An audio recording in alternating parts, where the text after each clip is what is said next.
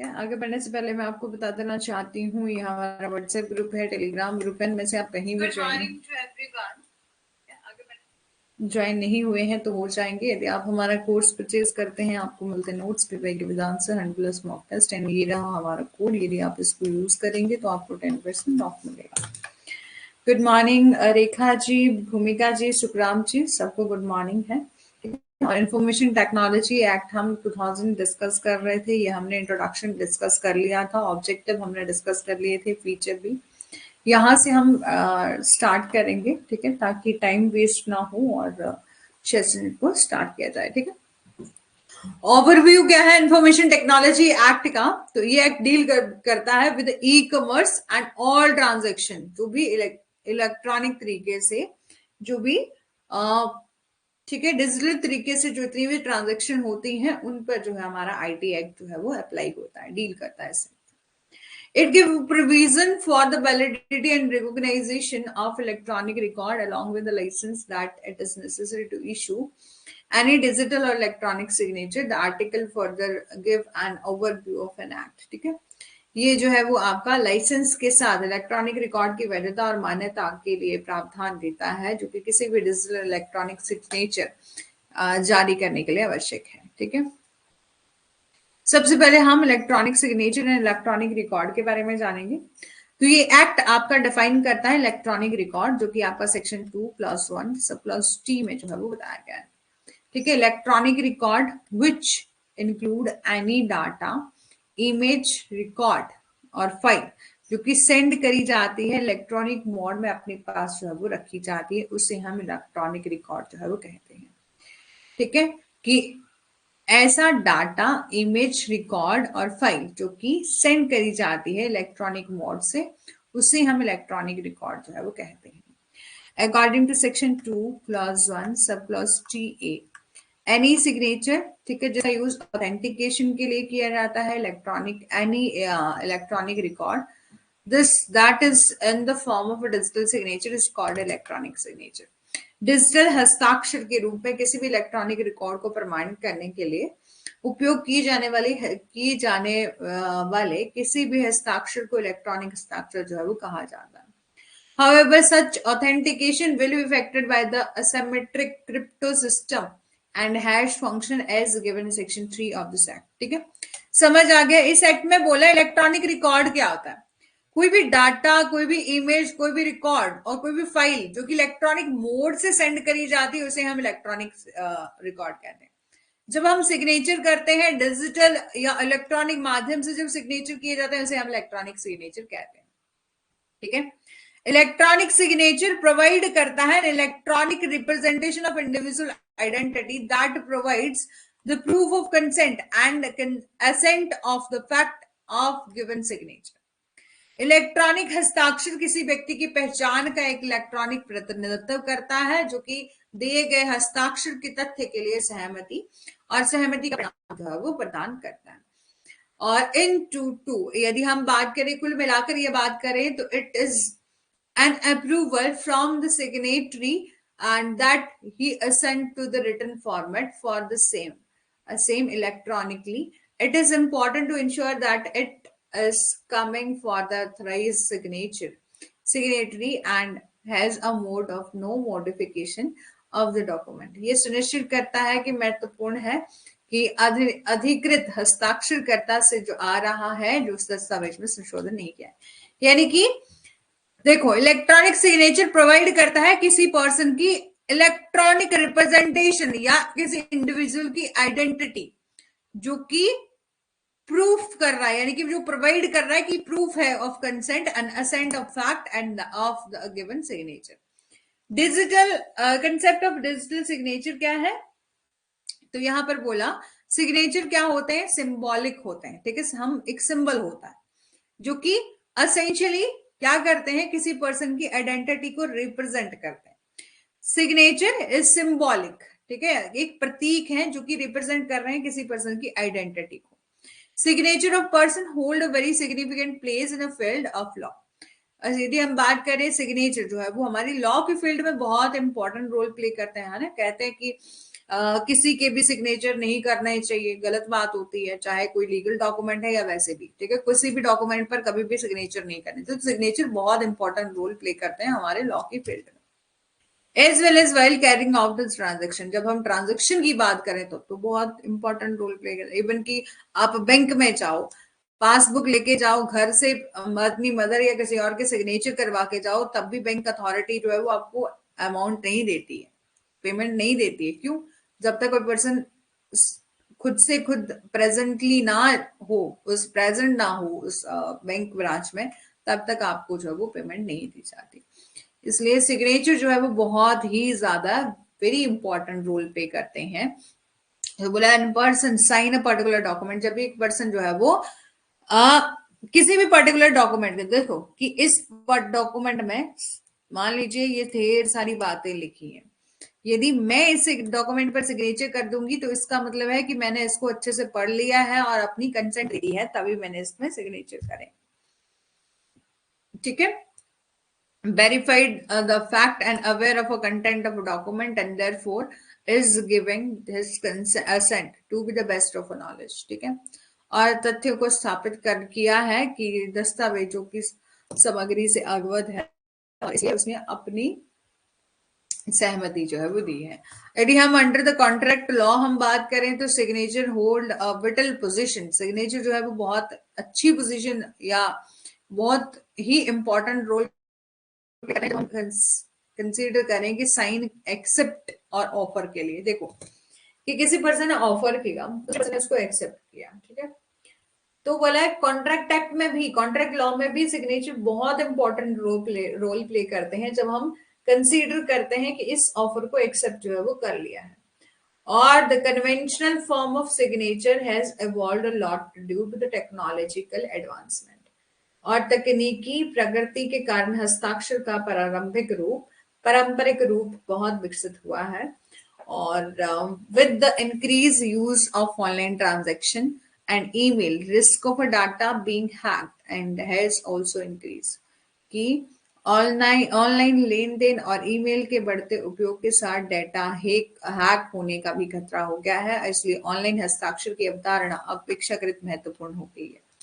Basic difference क्या है, देखो थोड़ा थोड़ा समझ लो, जब आपको लास्ट में चार्ट के थ्रू बताऊंगी तब आपको बिल्कुल क्लियर हो जाएगा कि electronic signature, digital electronic signature, digital signature, ठीक है, इसमें क्या डिफरेंट है, ठीक है, डिफरेंस है। तो बोला है कि बेसिक डिफरेंस क्या है between the electronic signature and electronic digital signature and electronic signature. In layman term में हम बात करें, आम शब्दों में हम बात करें तो electronic signature is more of assent on the given document without asserting the validity of the content of the same, कि इलेक्ट्रॉनिक हस्ताक्षर दिए गए दस्तावेज की सामग्री की वैधता पर जोर दे दिए बिना उसकी सहमति या उस दस्तावेज में जो भी कंटेंट बताए गए हैं उसके बारे में जो बात करते हैं। It could also refer to image affixed in a document as simple as image to assert the given content or to display that the given party has given their consent of the same, कि यहां पर बोला कि ऐसा माना जाता है कि जब आप किसी डॉक्यूमेंट में सिग्नेचर कर रहे हो तो आपने उसके कंटेंट को बिल्कुल अच्छे से पढ़ लिया है, अच्छे से जान लिया और अपनी फाइनल कंसेंट आप जो है वो दे रहे हैं। It can be easily tampered और easily mis configured as compare to the digital signature, digital signature की तुलना में इसे आसानी से छेड़छाड़, आसानी से गलत तरीके से कॉन्फ़िगर जो है वो किया जा सकता है। इलेक्ट्रॉनिक हस्ताक्षर को आसानी से समय और स्थान से संबंधित स्थापित जो है वो किया नहीं जा सकता है, किया नहीं जा सकता। उदाहरण के लिए हम बात करें जहां कोई और दिए गए दस्तावेजों पर जो है वो हस्ताक्षर कर सकता है और अभी भी पता नहीं लगाया जा सकता है कि इसके अलावा ऑडिट लॉग आसानी से इलेक्ट्रॉनिक हस्ताक्षर पर लागू होते हैं या नहीं। और डिजिटल सिग्नेचर की हम बात करें तो ये बहुत ही ज्यादा सेफ सिग्नेचर जो है वो माने जाते हैं और it can not B easily tempered with, और इसे आसानी से छेड़ा नहीं जा सकता, छेड़छाड़ नहीं की जा सकती। और यदि दस्तावेज में कोई परिवर्तन किया गया है, इन केस यदि there is any change mode of to the document, I send back to the original signature, ठीक है। साइनी। यहाँ पर बोला कि यदि दस्तावेज में कोई परिवर्तन होता है तो उसको ओरिजिनल साइनी के पास जो है वापस भेज दिया जाता है। तो डिजिटल सिग्नेचर अमान्य हस्ताक्षर के रूप में जो है वो दिखाई देते हैं। इलेक्ट्रॉनिक हस्ताक्षर की तुलना में व्यक्ति के पास एक अलग पास की होती है, यानी कि एक पास की दी जाती है, और जो कि हस्ताक्षरकर्ता से मूल प्राप्तकर्ता को पारित जो है वो की जाती है। The signature provide the time and stamp, which is essential, very essential to prove in the court of law. In case there is a dispute between the party. यहाँ पर बोला हस्ताक्षर समय और महर प्रदान करते हैं, और जो कि पार्टियों के बीच में विवाद होने की स्थिति से कानून की अदालत में साबित करने के लिए बहुत आवश्यक है।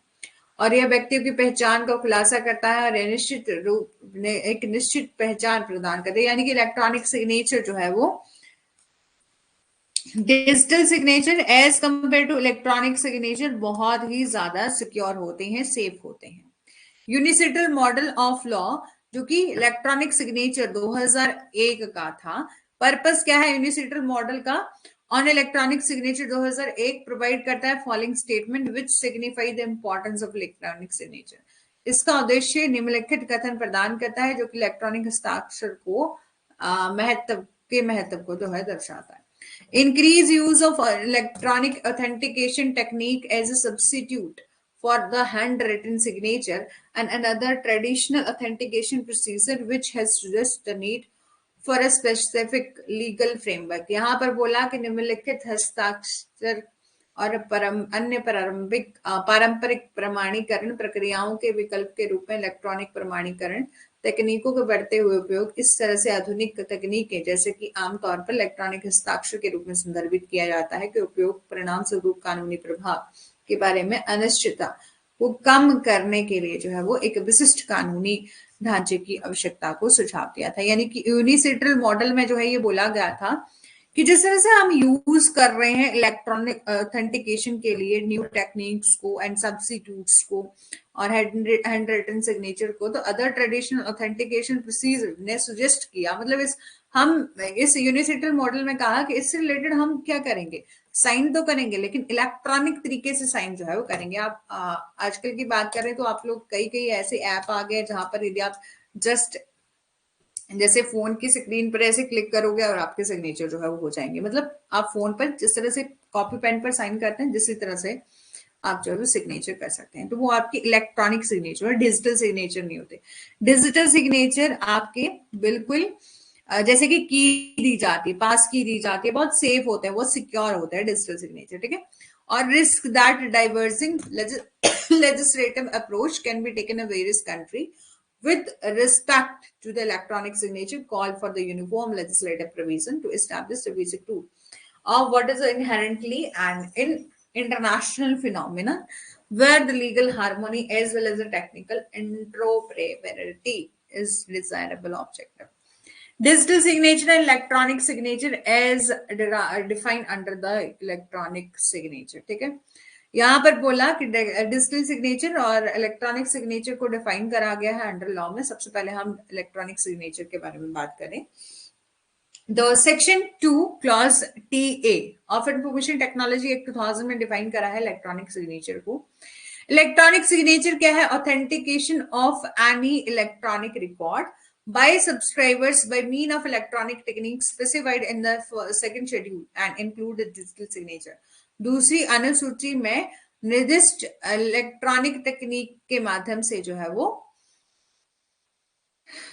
ठीक है, इलेक्ट्रॉनिक तकनीक के माध्यम से सब्सक्राइबर्स के द्वारा किसी भी इलेक्ट्रॉनिक रिकॉर्ड का प्रमाणीकरण और इसमें डिजिटल हस्ताक्षर जो है वो शामिल होते हैं। यानी कि जब भी आप इलेक्ट्रॉनिक रिकॉर्ड्स में, ठीक है, कोई ऑथेंटिकेशन दे रहे हैं by means of electronic technique, ठीक है, तो ठीक है, उसमें इंक्लूड किया जाता है डिजिटल सिग्नेचर को। डेफिनेशन क्या है इलेक्ट्रॉनिक सिग्नेचर की? तो इसमें इंक्लूड है digital signature and other electronic technique जिसका यूज हम क्यों करते हैं, may be specified in the second schedule of the act. The electronic signature mean authentication of electronic record by subscribers by means of electronic techniques. In the adoption of electronic signature has made the act technological neutral as recognize both digital signature method based on a cryptography technique by the electronic signature using other technology. Type क्या है electronic signature के? तो सबसे पहले unsecure signature होते हैं। एक minute, पहले मैं आपको ना एक चार्ट बता देती हूँ। चलो यहाँ इसको पहले समझ लो, ठीक है, इसको पहले समझ लो, उसके बाद जो है वो बाकी टाइप्स वगैरह करते हैं, ठीक है। इससे क्या होगा कि आपके दो कंसेप्ट तो क्लियर हो जाएंगे, इलेक्ट्रॉनिक सिग्नेचर और डिजिटल सिग्नेचर, ठीक है। जब ये समझ आ जाएंगे तब आपको टाइप करने में और ज्यादा इंटरेस्ट आएगा, अच्छे से जो आप समझ सकेंगे, ठीक है।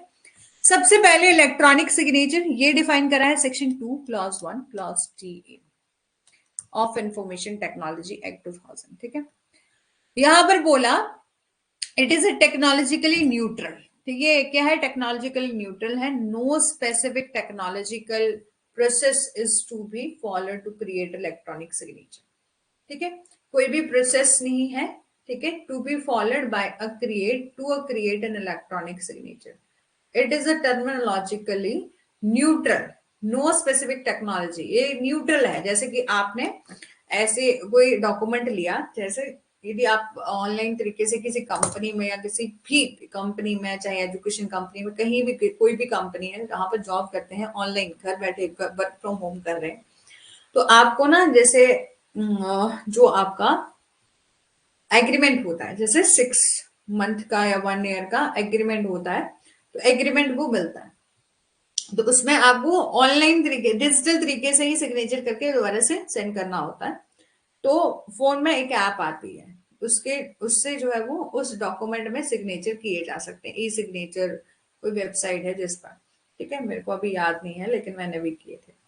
तो जैसे आप अपने फोन में इस डॉक्यूमेंट को ओपन करोगे, जैसे आपको दिख रहा होगा जैसे इस तरह से, तो यहाँ पर ना ऑप्शंस होता है कि आप सिग्नेचर कर सकते हैं। तो यहाँ से जिस तरह से आप फोन कॉपी पेन पर सिग्नेचर करते हैं, वैसे ही आप ऑनलाइन तरीके से भी जो है वो सिग्नेचर कर सकते हैं। तो इलेक्ट्रॉनिक सिग्नेचर के लिए कोई बहुत हार्ड एंड फास्ट रूल नहीं है कि आपको इस तरीके से जो है वो लेना पड़ेगा, नहीं।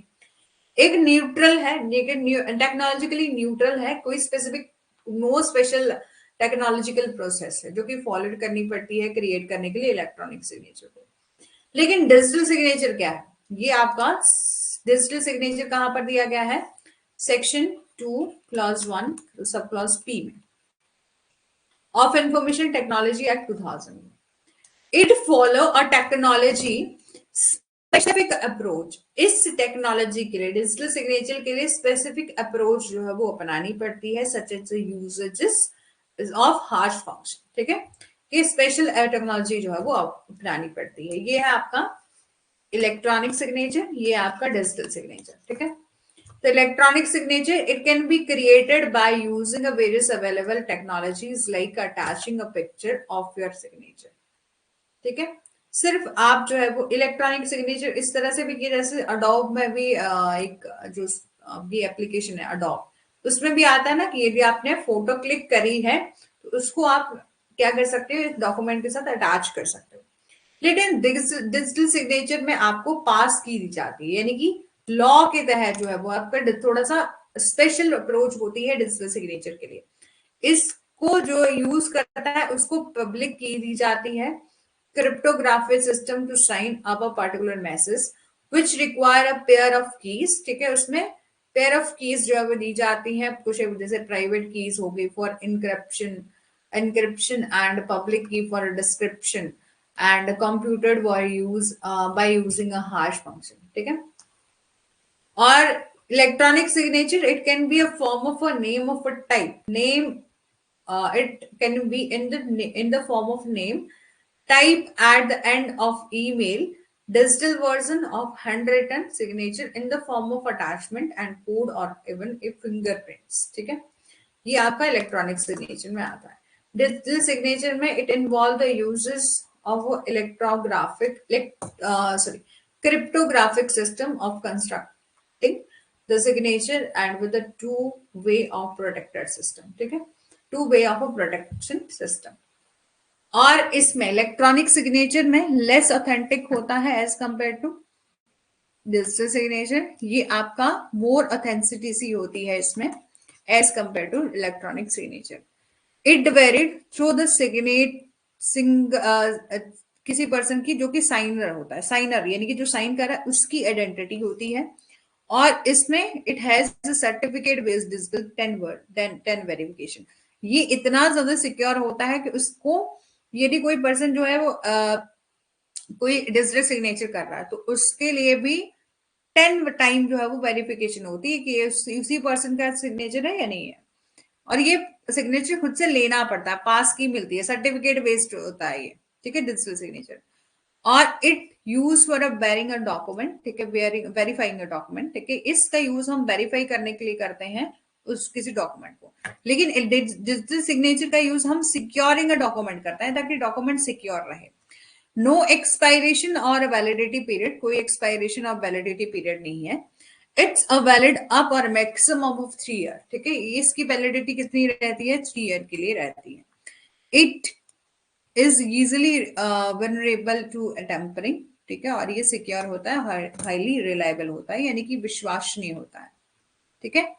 यहां तक बताइए, ये आपको समझ आ गया इलेक्ट्रॉनिक सिग्नेचर और डिजिटल सिग्नेचर, या दोबारा से बताऊं? यहां तक बताएंगे रेखा जी, सुखराम जी, भूमिका जी और जतेव जी आए हैं क्लास में, और ठीक है, जो कोई भी, ममता जी, ललिता जी, बाकी बताएंगे सब। यहां तक समझ आ गया डिजिटल सिग्नेचर और इलेक्ट्रॉनिक सिग्नेचर में। इलेक्ट्रॉनिक सिग्नेचर जो है वो क्या होता है, एक न्यूट्रल, कोई स्पेशल अप्रोच जो है वो आपको अपनाने की, प्रोसेस अपनाने की जरूरत नहीं होती इन सिग्नेचर को नहीं। डिजिटल सिग्नेचर के लिए स्पेशल अप्रोच चाहिए, such as the uses of hash function, ठीक है। और इलेक्ट्रॉनिक सिग्नेचर आपका, आप बिल्कुल अपने सिग्नेचर को किसी भी डॉक्यूमेंट के साथ अटैच कर देंगे, इलेक्ट्रॉनिक सिग्नेचर मान लिया जाता है।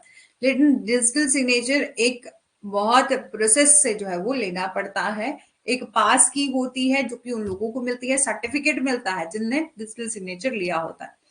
और ये जो है वो डॉक्यूमेंट, इलेक्ट्रॉनिक सिग्नेचर डॉक्यूमेंट को वेरीफाई करने के लिए दिया जाता है, ये सिक्योर करने के लिए दिया जाता है, इसके कोई वैलिडिटी पीरियड नहीं है और इसका 3 ईयर है।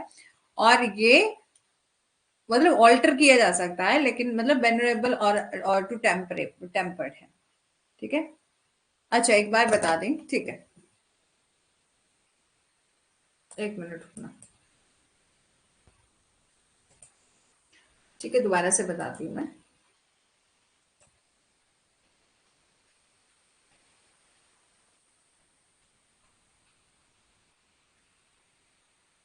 इस चार्ट को समझ लिया ना तो बाकी आपको समझ आ जाएगा, बाकी कुछ नहीं है, यही चार्ट इम्पोर्टेंट है, ठीक है, क्योंकि याद रखने वाला भी यही है और डिफरेंस को समझने वाला भी यही है। देखो, सबसे पहले हमने डिस्कस किया इलेक्ट्रॉनिक सिग्नेचर। इलेक्ट्रॉनिक सिग्नेचर क्या होता है, सबसे पहले डिफाइन कहां पर किया, सेक्शन 2 क्लॉज 1 टीए में दिया, ठीक है, ऑफ 2000 एक्ट में, ठीक है। और digital signature section 2 clause 1 sub clause P में किया, ठीक है।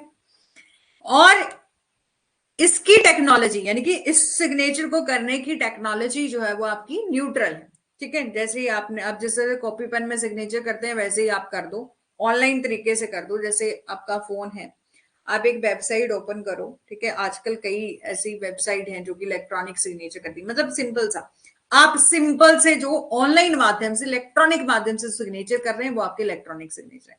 लेकिन डिजिटल सिग्नेचर लेना पड़ता है, ठीक है, उसके लिए स्पेशल अप्रोच है, स्पेसिफिक अप्रोच है जिससे हम डिजिटल सिग्नेचर ले सकते हैं, ठीक है।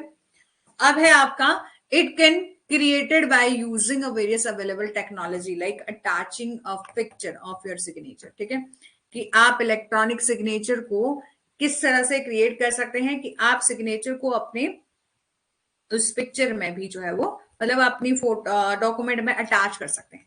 लेकिन इसके लिए आपको पब्लिक की चाहिए, cryptography system to sign up a particular message which require a pair key, private key for the encryption और पब्लिक की फॉर डिस्क्रिप्शन, ठीक है, कि पब्लिक की जो है वो आपको मिलती है। और इसका यूज हम जो है वो ईमेल के साथ भी कर सकते हैं, डिजिटल वर्जन जैसे हैंड रिटन सिग्नेचर जो है वो आप कर सकते हैं, और फॉर्म के साथ भी अटैच जो है वो कर सकते हैं।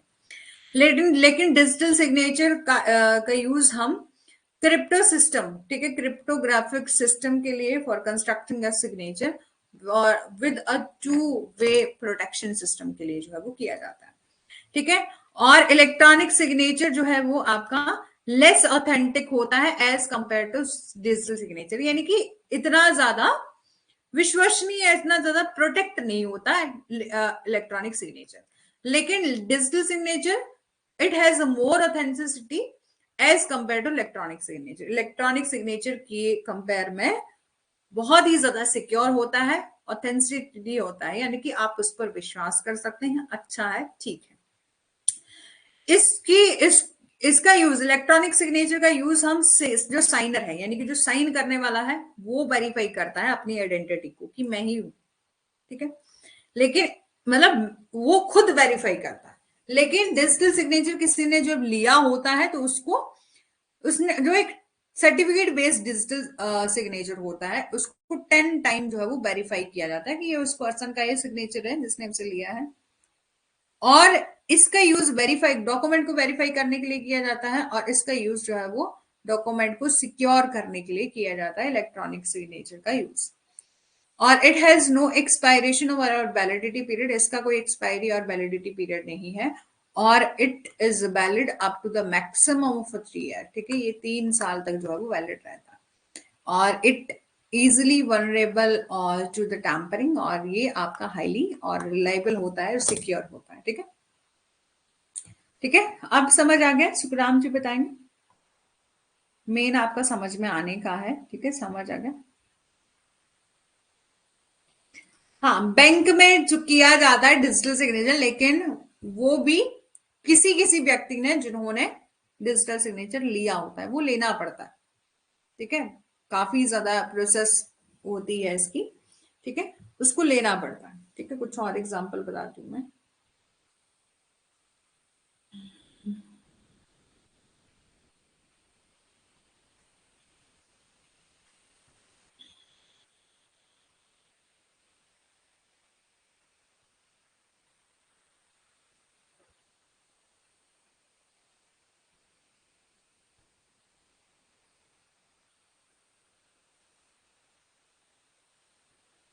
और डिजिटल सिग्नेचर जो है वो आपका इलेक्ट्रॉनिक टाइप ऑफ सिग्नेचर ही होता है, लेकिन इसका यूज हम ऑथेंटिकेट और डिजिटल डॉक्यूमेंट करने के लिए किया जाता है। और डिजिटल सिग्नेचर और सर्टिफिकेट, यानी कि जिस पर्सन ने अपना डिजिटल सिग्नेचर जो है वो लिया होता है, उसको एक सर्टिफिकेट भी मिलता है और पब्लिक की भी मिलती है, जो उसकी पर्सनल इंफॉर्मेशन से रिलेटेड, यानी कि वहां पर उस पब्लिक की में उसकी पर्सनल इंफॉर्मेशन होगी जिसने उसको साइन करा है, ठीक है। और डिजिटल सिग्नेचर का शॉर्ट फॉर्म है DSC, डिजिटल सिग्नेचर सर्टिफिकेट, ठीक है।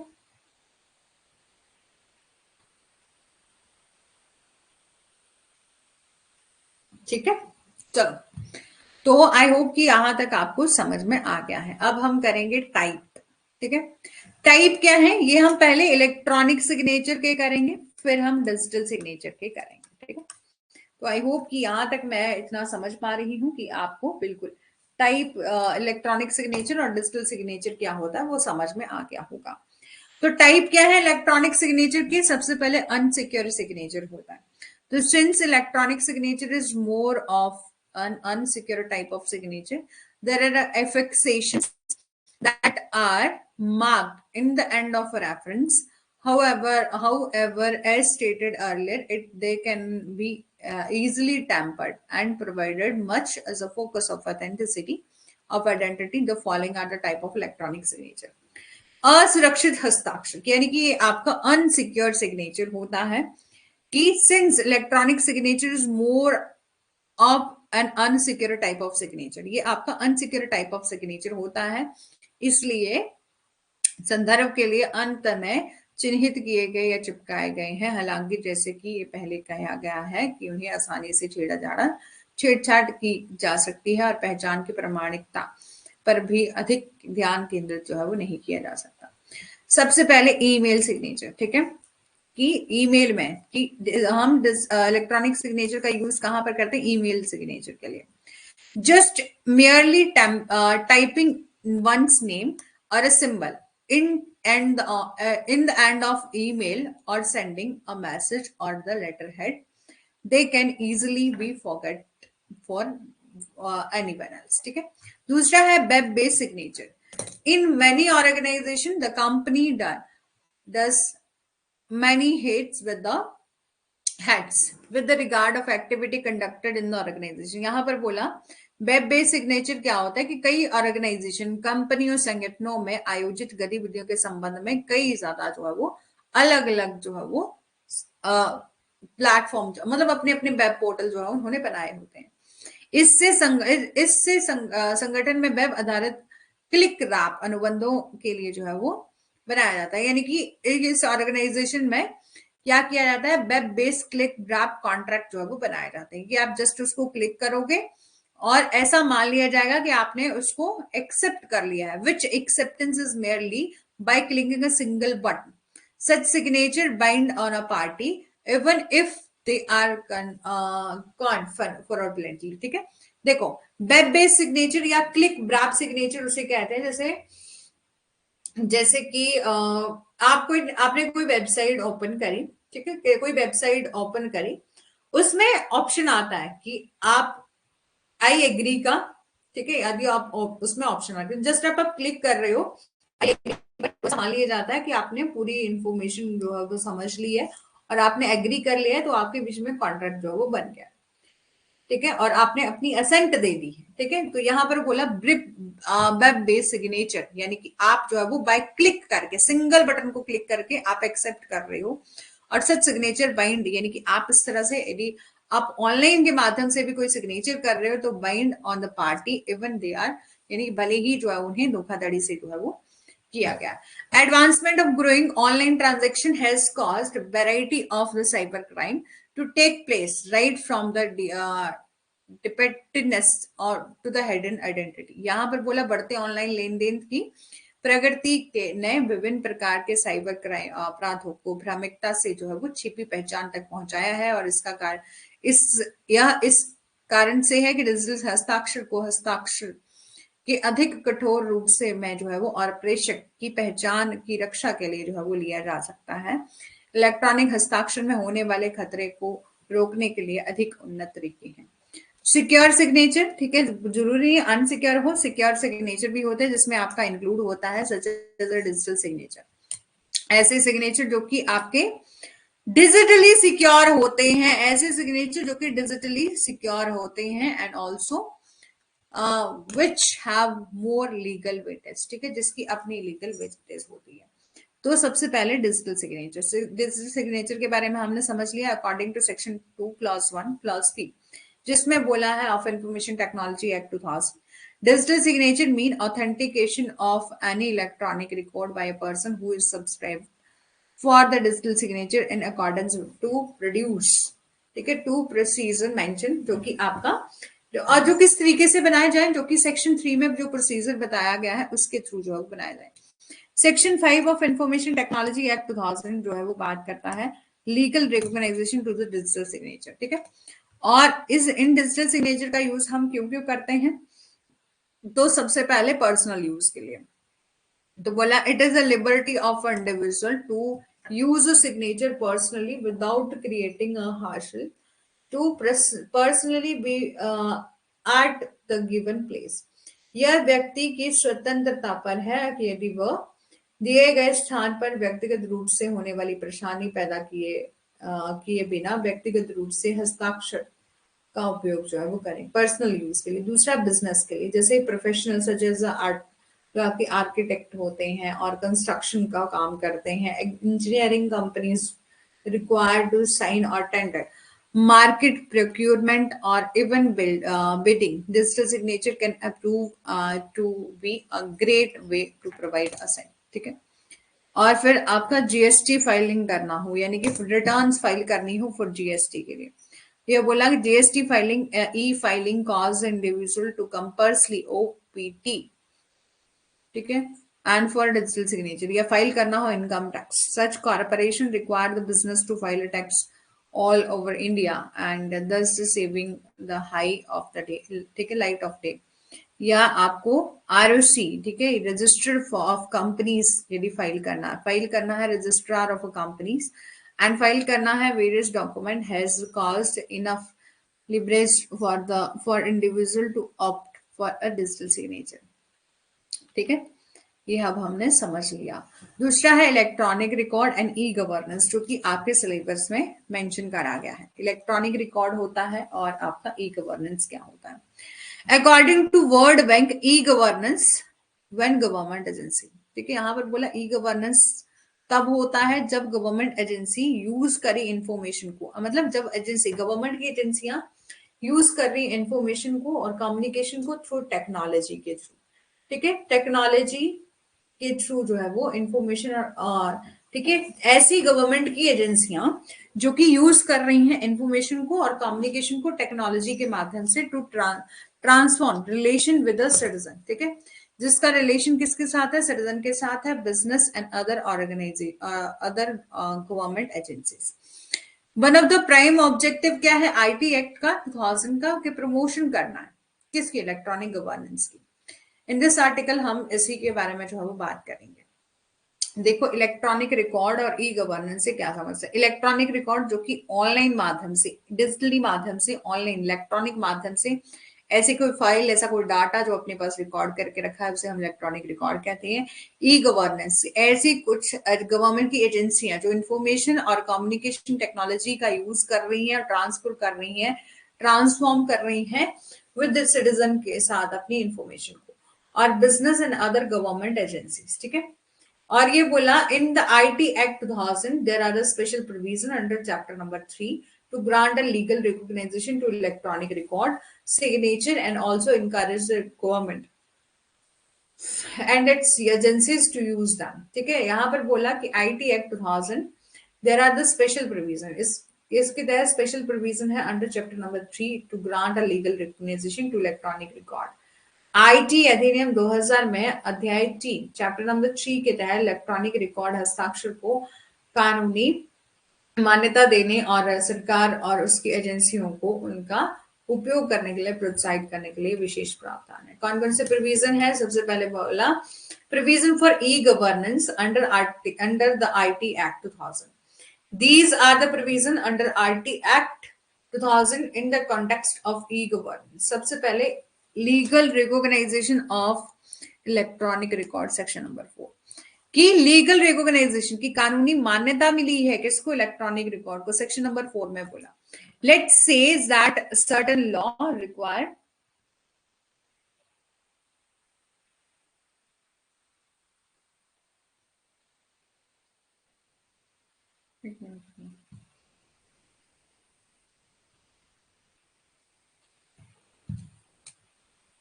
ठीक है।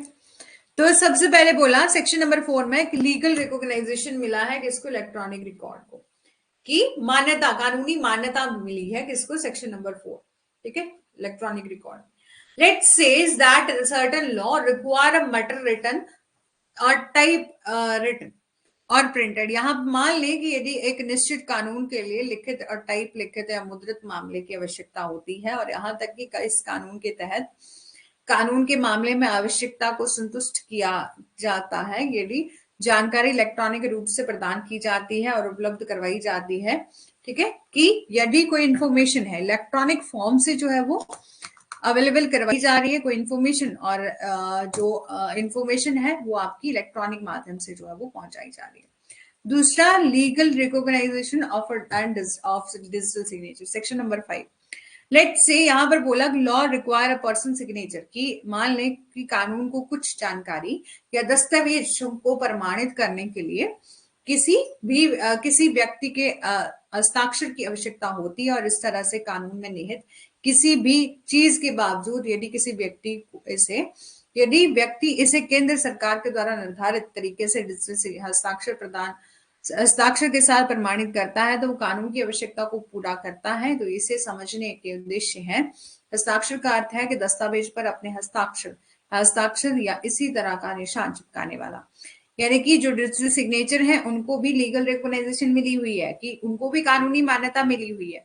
यदि कोई पर्सन जो है वो क्या करता है, डिजिटल सिग्नेचर लेता है, यहाँ पर बोला कि डिजिटल सिग्नेचर जो है वो इस मैनर में लिया जाता है जिस तरह से सेंट्रल गवर्नमेंट ने प्रेस्क्राइब करा है, और वो सेटिस्फाइड करता है, ठीक है, then he satisfied the requirement of law for the purpose of understanding this signature means person affixing the hand written signature और the similar mark of an document, ठीक है। और थर्ड है आपका सेक्शन 6 में बोला है use of electronic record digital signature in the government and it's agencies. सरकार और उनकी एजेंसियों में इलेक्ट्रॉनिक रिकॉर्ड और डिजिटल हस्ताक्षर का उपयोग, ठीक है, सेक्शन 6 में बोला। इफ एनी लॉ प्रोवाइड, यदि कोई लॉ जो है वो प्रोवाइड कर रहा है कि, ठीक है, यानी कि लॉ प्रोवाइड करे कि आप किस तरह से फाइल करोगे एप्लीकेशन, किसी डॉक्यूमेंट को किस तरह से अटैच करोगे, और विद एनी गवर्नमेंट ओन और कंट्रोल ऑफिस एजेंसी और बॉडी ऑफ अथॉरिटी, किसी सरकारी स्वामित्व वाले या नियंत्रित कार्यालय, एजेंसी, निकाय या प्राधिकरण के साथ जो है वो एक फॉर्म, आवेदन या किसी भी दस्तावेज को दाखिल जो है वो करना। ग्रांट और issue of any licence, sanctions, permit और approval in a particular manner, ठीक है, किसी विशेष तरीके से लाइसेंस, मंजूरी, परमिट या अनुमोदन जारी करना। इसके अलावा इट, ठीक है, the receipt of payment of money in a certain veg, कि आप यूज करोगे इलेक्ट्रॉनिक रिकॉर्ड का और डिजिटल सिग्नेचर का गवर्नमेंट और उसकी एजेंसीज, कि यदि लॉ में प्रोवाइड किया गया है कि आप इस तरह से इस मैनर में जो है वो आप फाइल करोगे एप्लीकेशन, डॉक्यूमेंट ये अटैच करोगे, तो आपको उसी तरीके से अटैच करना पड़ेगा, उसी तरीके से जो है वो काम करना पड़ेगा, ठीक है। Notwithstanding anything contained in other law in force, such as a filing, grant or issue or payment or receipt satisfied, even if the person does in an electronic form, the person need to be ensure that the follow the government approval format, ठीक है, कि आपको जो भी government ने format दिया है उसी तरीके से जो आपको फाइल करनी पड़ेगी application. The format and manner of filing, creating and issuing such electronic record, and also the manner and method of a payment or any fees charges for a filing or creating and issuing of such a record. Retention of electronic record, section number 7 में बोला electronic record को बनाए रखना, ठीक है, section number 7। Let's say that the law required the retention of certain records, document or information for a specified period. In such case, the requirement of is also satisfied if the retention in an electronic form provided, ठीक है। यहाँ पर बोला कि ऐसे मामलों में यदि प्रतिधारणा इलेक्ट्रॉनिक रूप में है तो आवश्यकता भी जो है वो संतुष्ट होती है, विशर्ते information contained therein accessible and also enable usable for the subsequent reference. Retention मतलब कि इलेक्ट्रॉनिक रिकॉर्ड्स आपको दिया गया है, ठीक है, इलेक्ट्रॉनिक रिकॉर्ड्स आपके पास है, सेक्शन नंबर 7 में ये बोला कि आप उसको बनाए रखोगे, जो भी आपके पास इलेक्ट्रॉनिक रिकॉर्ड है, जो भी हमारे पास दस्तावेज हैं, जानकारियां हैं, हम उसको बिल्कुल उसी तरह से सेव रखेंगे स्पेसिफिक पीरियड के लिए। जैसे कि आपने सुना होगा कि जो आपकी तहसील होती है ना, उसमें भी आपने जब तहसील में कभी गए हो, कोर्ट में प्रैक्टिस करते हो, अपने तहसील में गए हो, तो वहां पर बहुत पुराना पुराना रिकॉर्ड जो है वो रखा जाता है, ठीक है। लेकिन अब जो है वो सब चीजें ऑनलाइन हो गई हैं, तो अब यदि कोई आपको जमीन से रिलेटेड कोई पर्चा वगैरह या जमीनी कोई कागज निकालना हो तो आप ऑनलाइन तरीके से निकाल सकते हैं।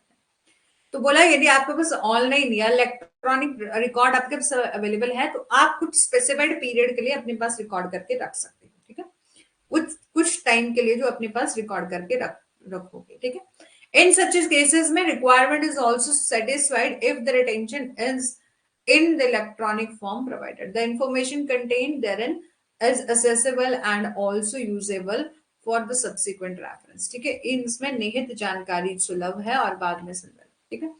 और the format of electronic record is in same as the one originally created, कि इलेक्ट्रॉनिक रिकॉर्ड का प्रारूप जो है वो मूल रूप से बनाए गए, प्राप्त और भेजे गए के समान है, और यहाँ तक कि अगर प्रारूप बदल दिया गया है तो इसे मूल जानकारी या सटीक प्रतिनिधित्व करना चाहिए। Electronic record contains all details of facilitate the identification of origin and designation and also the date and time of dispatch and receipts of record, ठीक है। And this is provided that the cause, ठीक है, that the clause does not apply to any information which is automatically generated primarily and for the purpose of enabling the electronic record for the dispatch of receipt. यह प्रावधान किया गया कि इस खंड किसी भी जानकारी पर लागू नहीं होता है तो मुख्य रूप से प्रेषण या प्राप्ति के लिए इलेक्ट्रॉनिक रिकॉर्ड के समक्ष करने के उद्देश्य से स्वचालित रूप से उत्पन्न होगी। Nothing in this section apply to any law expressly provided retention of record।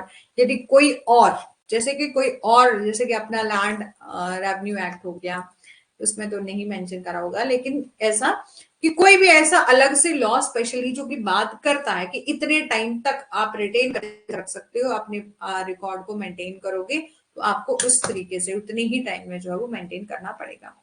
Publication of rule regulation and electronic gadget, section 8 में बात करी कि जो भी मान लें कि कानून को आधिकारिक राजपत्र में आधिकारिक विनियमन और नियम या उप कानून अधिसूचना या किसी अन्य मामले में प्रकाशन की आवश्यकता होती है, तो ऐसे मामले में आवश्यकता आपको मतलब ऐसे जिस भी तरीके से यदि आपको पब्लिकेशन करनी है रूल्स की, तो हमेशा ही आप ऑफिशियल गजट के थ्रू जो है वो करोगे। जैसे कि ऑफिशियल गजट हमारा है राजपत्र, उसके थ्रू ही आपको नोटिफिकेशन को पब्लिश करना है। तो सेक्शन नंबर 8 में ये कहा।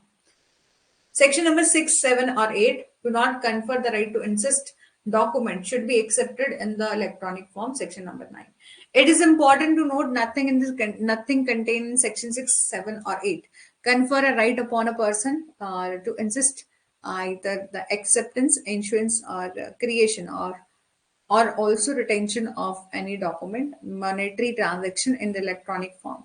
यह ध्यान रखना महत्वपूर्ण है कि सेक्शन 6, 7 और 8 में निहित कुछ भी किसी भी व्यक्ति को इलेक्ट्रॉनिक रूप से किसी भी दस्तावेज या मौद्रिक लेन देन की स्वीकृति जारी करने और निर्माण या प्रतिधारण पर जो है वो जोर देने का अधिकार प्राप्त प्रदान नहीं करता है, और केंद्र या राज्य सरकार का मंत्रालय, Ministry of Department of Central and State Government, and also authority body established under any law or state or central government। It is important to note section 6, 7, 8 confer right upon a person, insist either accept issuance or creation is or also retention of any document, monetary transaction in electronic form। ठीक है, यहां पर बोला कि किसी भी व्यक्ति को इलेक्ट्रॉनिक रूप से किसी भी दस्तावेज या मौद्रिक लेन देन की स्वीकृति जारी करने या निर्माण या प्रतिधारण पर जोर देने का अधिकार जो है वो प्रदान नहीं करता है। ठीक है, और power to make rule by central government in respect of digital signature, section 10 में बोला। आईटी एक्ट 2000 जो है वो पावर देता है सेंट्रल गवर्नमेंट इज प्रेस्क्राइब की टाइप ऑफ डिजिटल सिग्नेचर, किस तरह से टाइप ऑफ डिजिटल सिग्नेचर हो सकते हैं, ऑल्सो द मैनर क्या है, आप किस तरीके से फिक्स कर सकते हो डिजिटल सिग्नेचर को। तो यहाँ पर बोला कि आपके पास पावर है, ठीक है, किसके पास, सेंट्रल गवर्नमेंट के पास, कि वो रूल बना सकती है डिजिटल सिग्नेचर से रिलेटेड, सेक्शन 10 में ये दिए गए। ठीक है, कि रूल्स बना सकती है, प्रोसीजर की कौन से रूल बना सकती है सेंट्रल गवर्नमेंट, कि टाइप ऑफ डिजिटल सिग्नेचर किस तरह का होगा, कौन सा मैनर है कि आप फॉर्मेट को फिक्स कर सकते हो, और प्रोसीजर क्या है जो कि which facilitate the identification of a person affixing the digital signature, control process and procedure to ensure the integrity and security and confidentiality of electronic payment of record। Electronic भुगतान या electronic record की अखंडता, सुरक्षा और गोपनीयता सुनिश्चित करने के लिए नियंत्रण प्रक्रिया और प्रक्रियाएं। Further any other matter which is legally important for digital signature, इसके अलावा कोई भी मामला जो कि डिजिटल हस्ताक्षर के लिए कानूनी रूप में महत्वपूर्ण है। ठीक है, डाटा प्रोटेक्शन की बात कौन से सेक्शन में करी है, section 43A of information technology. Let's say a body corporate which possessed deal and handles such any sensitive and personal data or information in a computer resources which it owns, control or operates certainly negligent in implementing and maintain reasonable security or practice and procedure leading to the wrongful loss and gains to a person। ठीक है, मान लीजिए कि एक निकाय corporate जो कि computer साधन में किसी भी संवेदनशील व्यक्तिगत डाटा या जानकारी को रखता है, लेन देन करता है या संभालता है, जिसका वो मालिक है, नियंत्रण रखता है, तो यानी कि कोई भी ऐसा पर्सन जो कि क्या कर रहा है, कोई भी बॉडी कॉर्पोरेट या कोई पर्सन जिसके पास ये डाटा है, जो कि हैंडल कर रहा है ऐसे डाटा को, पर्सनल इंफॉर्मेशन को, पर्सनल डाटा को कंप्यूटर रिसोर्सेज के थ्रू ओन, कंट्रोल और ऑपरेट, ठीक है जी, उसकी कुछ गलती के कारण, उसकी किसी लापरवाही के अनुसार गलती के कारण क्या हो जाए किसी को लॉन्गफुल लॉस हो जाए और किसी को गेन हो जाए टू अ पर्सन, तो उस पर्सन की जो है वो गलती मानी जाएगी। निश्चित रूप से उचित सुरक्षा प्रथाओं और प्रक्रियाओं को लागू करने के लिए और बनाए रखने के लिए लापरवाह है, जिससे किसी व्यक्ति को गलत नुकसान या लाभ होता है। ठीक है, in such cases the body corporate is liable to pay damages by way of compensation. Further, these damages cannot exceed the 5 crore rupees. ऐसे मामले में निकाय कॉर्पोरेट मुआवजे के माध्यम से नुकसान का भुगतान करने के लिए उत्तरदायी है, और इसके अलावा ये नुकसान 5 करोड़ से अधिक जो है वो नहीं हो सकता है। इसके अलावा भारत सरकार यानी कि further the government of India notified the information technology act reasonably securing practice and procedure and a substantive personal data and information rule 2011 under the section 43A of IT Act 2000, and these rules specially pertains to a substantive personal information or data or are applicable to all body corporates within India.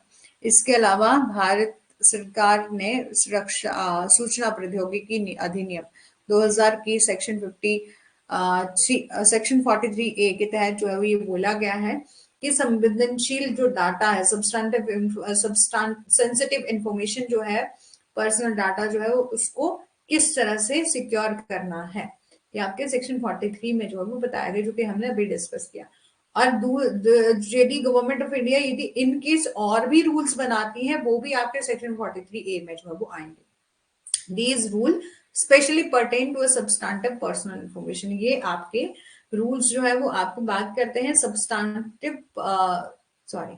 Sensitive personal information और data and are applicable to all body corporate within India. ठीक है, chapter number 8 है आपका duty क्या है subscribers की। ठीक है, सब्सक्राइबर कौन होते हैं, तो बोला है ड्यूटी कौन है, ड्यूटी क्या है सब्सक्राइबर्स की, तो सबसे पहले कंट्रोल करना क्या, प्राइवेट की को। ठीक है, सेक्शन 42 एंड 41 में एक्सेप्ट करना डिजिटल सिग्नेचर सर्टिफिकेट को, और 40A में बोला ड्यूटी है सब्सक्राइबर की और ऑफ इलेक्ट्रॉनिक सिग्नेचर सर्टिफिकेट और जनरेट करना की पेयर्स। ठीक है, और पेनल्टीज क्या है, ठीक है, अपीलेट ट्रिब्यूनल है, पावर है, सेक्शन 58 ऑफ ट्रिब्यूनल में बोला है not bound to follow any information code of procedure. ठीक है, ये सब हम कल करेंगे, 1-2 केसेस भी हैं, और कल आपका कंप्लीट यूनिट नंबर 9 जो है वो कंप्लीट हो जाएगी। ठीक है, यूनिट 10 रहा है, उसके बाद हम यूनिट 10 में भी ज्यादा टाइम नहीं लगेगा। आज कितनी है, 8 है ना, कल से नवरात्रि भी स्टार्ट हो रहे हैं। ठीक है, और ललिता जी ने महाराष्ट्र सेट दिया, किस किस ने महाराष्ट्र सेट दिया, कैसा था एग्जाम, कुछ बताएंगे?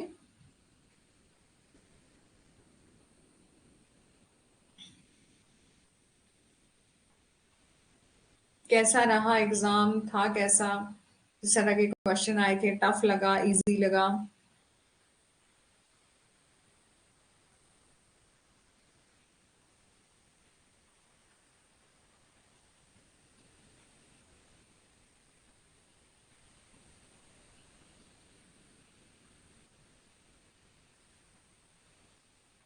नहीं पता, अच्छा ललिता जी का एग्जाम था, ललिता जी है महाराष्ट्र से, उन्होंने एक बार मेरे को बताया था कि उनका महाराष्ट्र सेट है। ठीक है, चलो कोई बात नहीं, थैंक यू सो मच, बाकी हम कल करते हैं। आई होप कि आपको सेशन अच्छा लगा होगा।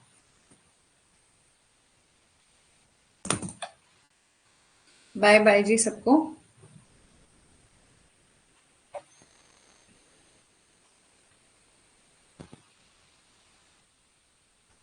और पेपर 1 भी अच्छे से करना, पेपर 2 भी, और पेपर 1 तो ऑलमोस्ट आपका चल रहा होगा, पेपर 2 का भी जो है वो आप थ्योरी के लिए आप कुछ और फॉलो मत करना, बस एमसीक्यू कर लेना अलग से। ठीक है, बाकी आपका काम जो है वो चल जाएगा, क्योंकि आप देख लेना टाइम बहुत कम रह गया है अभी। ठीक है, सिलेबस कंप्लीट हो जाएगा, उसकी टेंशन नहीं करना। ठीक है, डाटा प्रोटेक्शन से हम स्टार्ट करेंगे। ठीक है, जितना होएगा उसके बाद हम थोड़े से एमसीक्यू जो है वो डिस्कस कर लेंगे। ठीक है, चलो 1 मिनट वेट कर लेते हैं, तब तक बाकी सभी आ जाएं। ठीक है, गुड मॉर्निंग रेखा जी।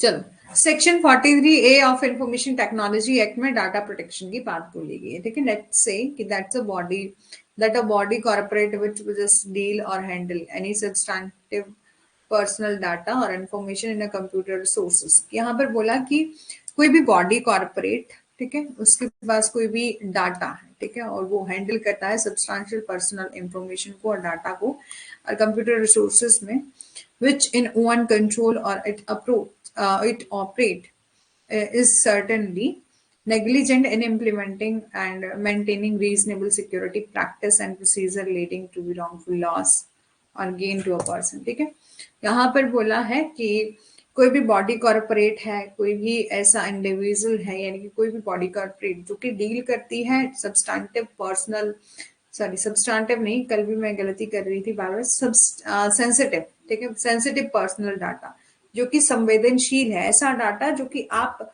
हर जगह आप उसको शेयर नहीं कर सकते, ठीक है, जो कि सीक्रेट है और सेंसिटिव है। ठीक है, उस इंफॉर्मेशन को जो कि आपके कंप्यूटर रिसोर्सेज में है, आपके कंट्रोल में है और आप उसको ऑपरेट कर रहे हैं, सर्टेनली आपकी गलती की वजह से, ठीक है, आपकी कुछ गलती की वजह से जो है वो क्या हो जाता है, वो डाटा लीक हो जाता है, चाहे जिसके कारण क्या हुआ, रॉन्गफुल लॉस हुआ और किसी को रॉन्गफुल गेन हुआ। ठीक है, तो वही पर्सन लायबल होगा जिसके वो कंट्रोल में था। ठीक है, it's certainly negligent in implementing and maintaining a reasonable security, तो उसको रीजनेबल सिक्योरिटी जो है वो मेंटेन करनी पड़ेगी, practice and procedure leading to wrongful loss or gain to a person. In such cases, में body corporate is liable to pay damages by the way of compensation. Further, these damages cannot exceed 5 crore rupees। ये बोला कि ऐसे मामले में जहां पर निकाय कॉर्पोरेट मुआवजे के माध्यम से नुकसान का भुगतान करने के लिए उत्तरदायी है, इसके अलावा ये नुकसान जो है वो 5 करोड़ से अधिक जो है वो नहीं हो सकता। ठीक है, फर्दर यदि गवर्नमेंट ऑफ इंडिया बोला है नोटिफाइड करेगी information technology reasonably security practice and procedure and substantive sensitive personal data और इंफॉर्मेशन रूल 2011। ठीक है, कि यहाँ पर बोला इसके अलावा जो 2011 का इंफॉर्मेशन टेक्नोलॉजी एक्ट रूल जो है वो आपकी अमेंडमेंट हुई थी, जिसमें बात बोली गई थी हम रीजनेबल सिक्योरिटी प्रैक्टिस करेंगे और प्रोसीजर जो कि किससे रिलेटेड होगा, सेंसिटिव पर्सनल डाटा और इंफॉर्मेशन से रिलेटेड होगा। Section 43A of IT act जो है वो इससे डील करता है। ये जो रूल है वो स्पेशली पर्टेन करते हैं सब्सटैंटिव पर्सनल इंफॉर्मेशन, ठीक है, कि जिनमें कोई substantive sorry sensitive personal information, ठीक है, माफी चाहेंगे, सेंसिटिव पर्सनल इंफॉर्मेशन और data are applicable to all body corporate within India. अब आपका है चैप्टर नंबर 8 जहां पर ड्यूटी ऑफ सब्सक्राइबर जो है वो बोला गया। सेक्शन 42 कहता है कि आप कंट्रोल ऑफ प्राइवेट की निजी पूंजी का नियंत्रण। Every subscriber shall exercise reasonable care और to retain control of a private key corresponding to public key listed in is digital signature certificate. ठीक है, कि प्रत्येक अभिदाता अपने डिजिटल हस्ताक्षर प्रमाण पत्र में सूचीबद्ध सार्वजनिक कुंजी के अनुरूप निजी कुंजी का नियंत्रण बनाए रखने के लिए उचित सावधानी बरतेगा और इसके प्रकटीकरण को रोकने के लिए भी जो है वो सही कदम उठाएगा। ठीक है, एवरी सब्सक्राइबर वो रीजनेबल केयर करेगा और कंट्रोल करेगा अपनी प्राइवेट की को और corresponding to a public key listed in digital signature certificate. ठीक है, और इफ प्राइवेट की corresponding to a public key listed in this digital signature certificate has been compromised, then the subscriber shall communicate the same without any delay to the certifying authority in such manner as may be specified by the regulation। ठीक है, यहाँ पर बोला यदि digital हस्ताक्षर प्रमाण पत्र में सूचीबद्ध सार्वजनिक कुंजी के अनुरूप निजी कुंजी से समझौता किया गया है तो अभिदाता बिना किसी विलंब के प्रमाणन प्राधिकारी को इस प्रकार से सूचित करेगा कि जैसा कि विनियमों द्वारा निर्दिष्ट किया गया है। ठीक है, यानी कि जो भी डाउट्स होंगे उसको रिमूव किया जाएगा और डिक्लेयर किया जाएगा कि that a subscriber shall be liable till the information the certifying authority the private की हैज बीन कॉम्प्रोमाइज। ठीक है, अब देखो किसी ने डिजिटल सिग्नेचर लिया होता है तो उसको की मिलती, प्राइवेट की मिलती है। ठीक है, तो उसको कंट्रोल मैनेज करने का रिस्पॉन्सिबिलिटी किसकी होती है? सब्सक्राइबर की होती है, ठीक है। तो सेक्शन 41 में बोला acceptance of digital signature certificate. अब उसने डिजिटल सिग्नेचर लिया है ना, अब प्राइवेट की भी उसको मिली है, तो उसको एक्सेप्ट करना पड़ेगा डिजिटल सिग्नेचर सर्टिफिकेट, ठीक है। A subscriber shall be deemed to have accept a digital signature certificate if he publishes the authorise authorise the publication of digital signature certificate, कि एक ग्राहक को यानी कि एक सब्सक्राइबर को डिजिटल हस्ताक्षर प्रमाण पत्र जो है स्वीकार करने वाला जो है वो माना जाएगा यदि वो डिजिटल हस्ताक्षर प्रमाण पत्र के प्रकाशन को प्रकाशित या निर्धारित करता है। ये बोला एक और वन और मोर पर्सन, ठीक है, कि डिजिटल सिग्नेचर सर्टिफिकेट जो है वो आपका वन और मोर पर्सन का हो सकता है in a repository otherwise demonstrate the his approval of digital signature certificate in any manner, ठीक है, कि किसी भी तरह से डिजिटल हस्ताक्षर प्रमाण पत्र के अपने अनुमोदन को प्रकाशित जो है वो करना और एक्सेप्ट किया जाएगा किसके द्वारा? सब्सक्राइबर के द्वारा डिजिटल सिग्नेचर सर्टिफिकेट, और सब्सक्राइबर सर्टिफाई करेंगे who is reasonably rely on information contain digital signature certificate, ठीक है, कि सब्सक्राइबर उन सभी को जो है वो प्रमाणित करता है कि डिजिटल हस्ताक्षर प्रमाण पत्र में निहित जानकारी पर यथोचित रूप से भरोसा जो है वो करता है। सब्सक्राइबर होल्ड करता है प्राइवेट की को corresponding the public key listed in the digital signature certificate and entitled to hold the same, कि सब्सक्राइबर डिजिटल सिग्नेचर सर्टिफिकेट को सूचीबद्ध और सार्वजनिक कुंजी के अनुरूप जो है वो निजी कुंजी रखता है और इसके रखने का हकदार है।